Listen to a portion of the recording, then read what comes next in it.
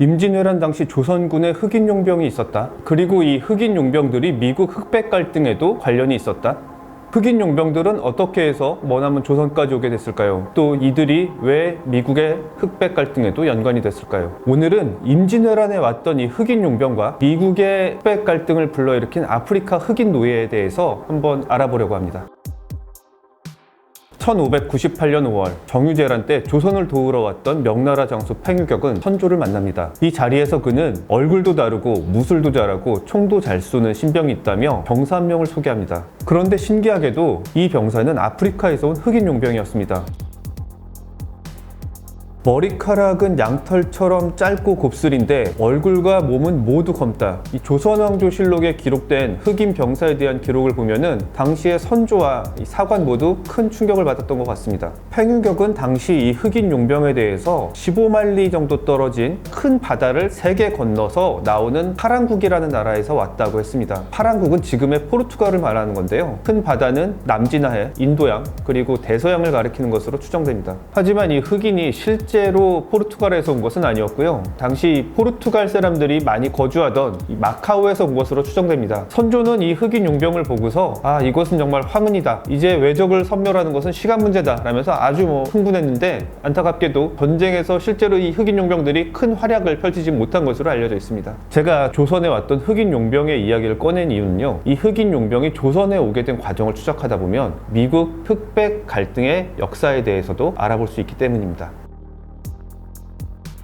우리가 흔히 흑인 노예에 대해서 생각한다면 보통 미국 남부 넓은 이 면화밭에서 일하고 있는 노예들이나 아니면 이 백인 주인을 모시고 있는 흑인 하인을 떠올리게 될 경우가 많죠. 하지만 사실 이 흑인 노예의 역사는 이것보다 훨씬 더 오래됐습니다. 아프리카에서 흑인 노예가 팔려가는 경로는 크게 3가지가 있었습니다. 첫 번째로 7세기부터 이슬람 상인들이 사하라 사막을 넘어 북아프리카나 아니면 터키 등지로 이 노예들을 팔곤 했는데요. 약 19세기까지 950만 명의 노예가 팔려갔다고 합니다. 두 번째는 15세기부터 19세기 사이에 홍해나 인도양을 거쳐서 아라비아 반도, 인도, 서남아시아 이슬람 국가, 멀리는 동남아시아까지 이렇게 팔려가는 흑인 노예들이 있었는데요. 약 500만 명에 달했습니다. 특히 인도에 오는 아프리카의 흑인 노예들은 이곳에서 주로 군인으로 충원이 됐습니다. 이들을 합시라고 불렀습니다. 아까 제가 서두에 언급했던 이 정유재란 때 참전했던 흑인 용병은 이 경로를 통해서 인도를 거쳐 포르투갈 사람들을 따라 마카오로 온 뒤에 조선까지 도달했던 것으로 추정할 수 있습니다. 우리에게 잘 알려진 미국의 흑인 노예들은 이 3번째 루트를 통해서 이 19세기 노예 무역이 금지될 때까지 팔려갔는데요. 자료를 보면 알 수 있듯이 첫 번째, 두 번째 루트를 통해서 이슬람 국가로 팔려간 흑인 노예들도 미국에 팔려간 노예 못지않게 숫자가 아주 많았습니다. 이 3번째 루트를 통해서 노예가 팔려간 것도 미국보다는 쿠바나 브라질 같은 남미 국가들이 많았는데요. 약 6%가 조금 안 되는 60만 명 정도가 미국으로 간 반면에 브라질 같은 나라로 팔려간 노예는 40%에 달하는 한 380만 명 정도가 됐다고 합니다.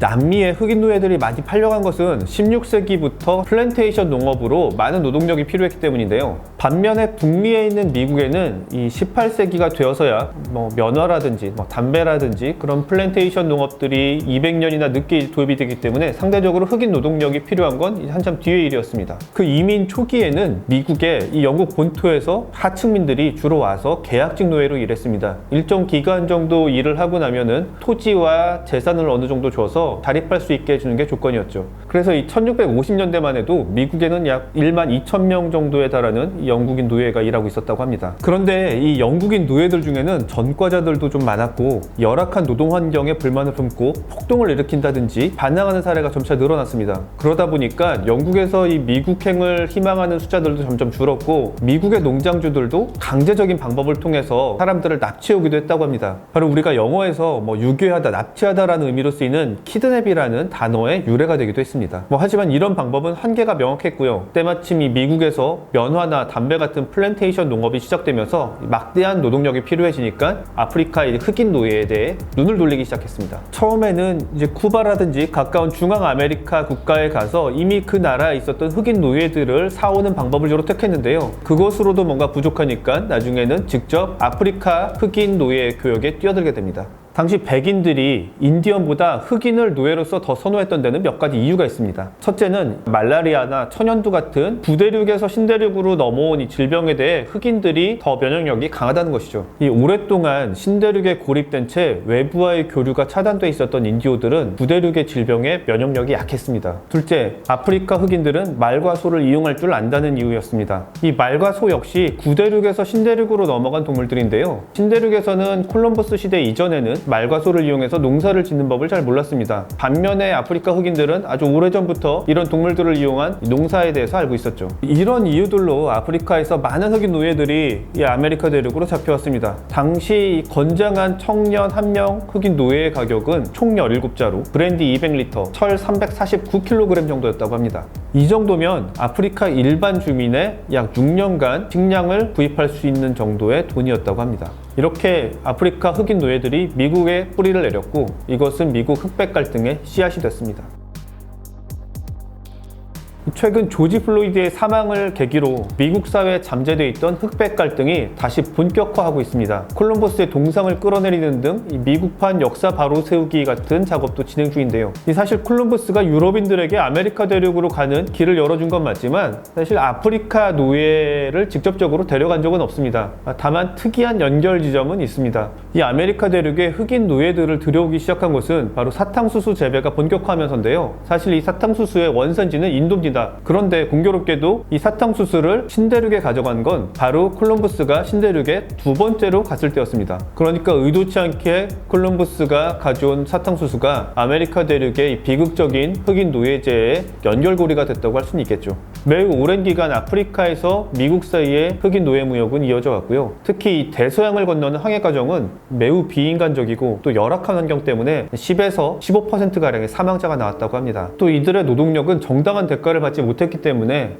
막상 남북전쟁이 끝나고 해방이 됐어도 자산을 갖지 못한 흑인들은 제대로 된 교육이나 이 사업의 기회를 갖기가 어려웠습니다. 지금도 일각에서는 흑인 노예 후손들에게 정당한 대가를 보상해줘야 한다는 목소리도 나오고 있습니다. 다만 이것은 현실적인 어려움들이 많기 때문에 아직까지 제대로 시행된 적은 없습니다. 이렇게 제대로 매듭 짓지 못한 채 봉합된 흑백 갈등은 미국에서 언제 터질지 모르는 내관과도 같습니다. 심지어 흑인 대통령이 나왔지만 마땅한 해결책을 찾지는 못했지요. 결국 이런 흑백 갈등의 문제는 이 흑인과 백인 사이의 정치, 사회, 경제적인 격차가 좁혀졌을 때 어느 정도 해결이 가능하지 않을까 생각해 봅니다.